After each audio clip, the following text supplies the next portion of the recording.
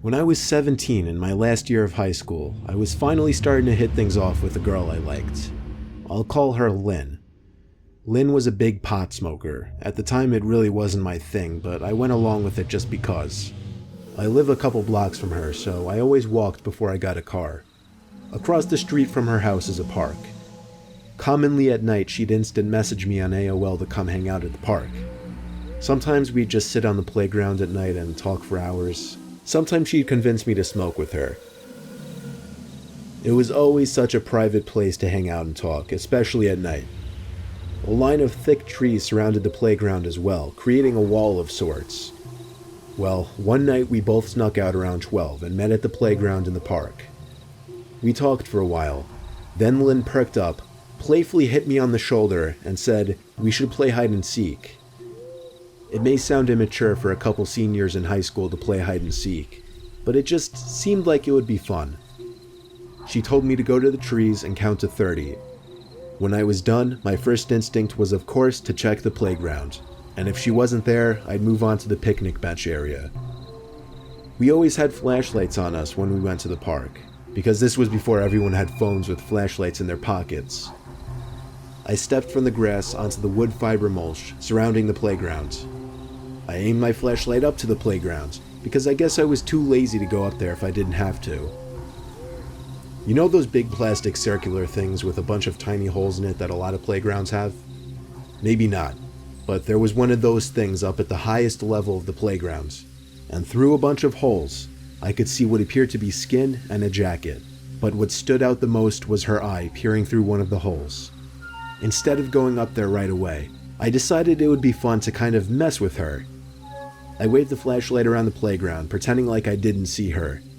I was going to walk to the picnic area, turn on the flashlight, walk around to the trees, back to the playground, sneak up on her, and scare the living daylight out of her. Don't ask me why, I just wanted to. I walked to the picnic area, shut off the flashlight, and snuck back over to the playground. I was careful not to make noise as I crept through the wood chips that the playground sat on.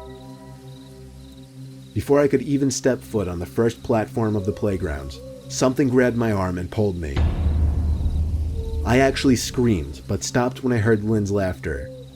I turned on the flashlight and was relieved to see it was her. The prank obviously backfired completely.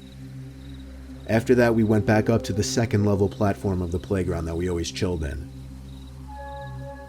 I asked her if she knew that I saw her behind that plastic thing at the top of the playground, but she was confused. She acted as if she never went up there. I explained to her that I saw someone up there.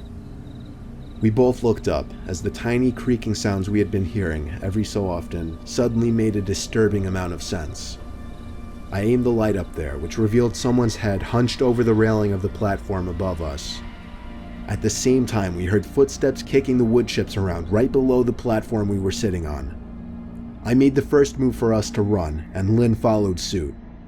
I turned out my flashlight while we ran, which wasn't long since Lynn's house was right across the street. We went to her room, shut the curtains, and I stayed there for the night, not wanting to go home. That marked the end of our late night visits to the park.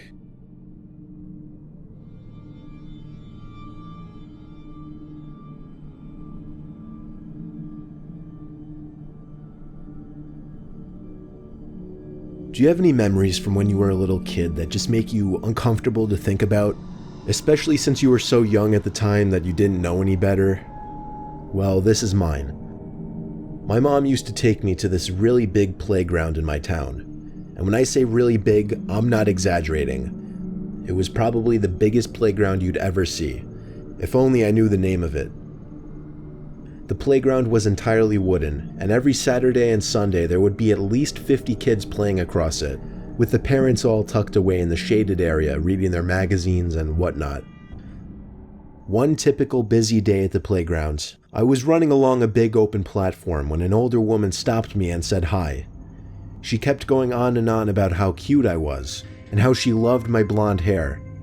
It started to seem like she knew me based off the way she was talking to me. And then she told me that my mom left and that she told her to take me home. Keep in mind I was only 6, so I believed her. The woman took me to the parking lot, to an old station wagon where a man, I now presume to be her husband, was sitting in the driver's seat. He acted all friendly to me as the woman motioned me into the back seat, but I remember him yelling and lecturing at her about something. The man drove very aggressively and quickly as he was leaving the parking lot. We came to the light at the exit of the park. It was red. Just then, a car pulled up behind us and laid on the horn. I looked behind us, and it was my mom's car. The man blew through the red light, which even I picked up on, and started flooring it down the streets. I started to cry and scream as I realized my mom didn't know these people. Not long after, the man pulled the car over and yelled at the top of his lungs at me to get out of the car. I opened the door, still crying my eyes out in fear. My mom pulled up next to me, ran out of the car, and hugged me. In the heat of the moment, she didn't get the tag number, nor was she able to call the police since this was 2001 and there were no cell phones. I really wish I didn't remember this day so clearly. I would have rather it just been one of those memories that the brain chooses to repress.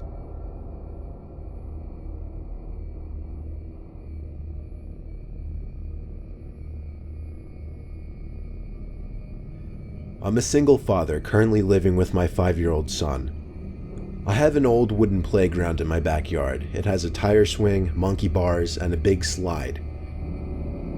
A couple times recently, I've heard noises coming from the playground at night. I'll start from the first night. I woke up one night last week to the sound of something squeaking from outside. I recognized it to be the sound of the rusty chain of the tire swing spinning around. I also heard a young child's laughter out there. I thought it was my son, so I went to his room to find him in his bed, fast asleep.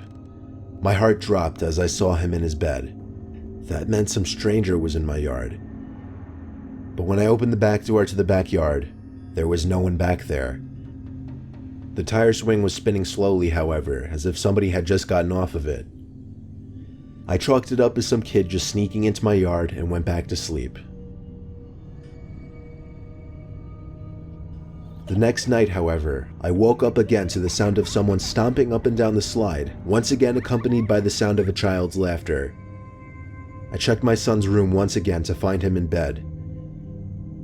This time I thought I'd be a little smarter about it and check the window first before going outside. Nothing was out there though. Not on the playground at least. I still went outside anyway just to make sure. For a couple nights nothing happened and I completely forgot about it. But on the third night, while in bed, a knock at my window startled me. I sat up in shock for a good minute, afraid to look outside, but eventually I was brave enough to do so. I looked out the foggy window. Through the smudge, I could see both the swings on the swing set swinging lightly, accompanied with the laughter of a child again. I ran as fast as I could down those stairs and out the back door, but instead of finding a couple of deviant little kids back there, instead I saw some towering figure looming at the top of my playground, surely looking at me. My courage turned to pure cowardice as I turned to run back inside, lock the door, and dial 911. The wait for an officer to arrive was the longest 20 minutes I'd ever experienced. By the time they got there, though, the figure on the playground was gone. They took down what little information I could give them and left. I wish I could say that was the last occurrence, but just last night, there was another knock at my window. I simply ignored it this time, though. I'm dreading going to sleep tonight. I think I'm gonna install security cameras on my house soon. Either way, I'll give an update on what happens.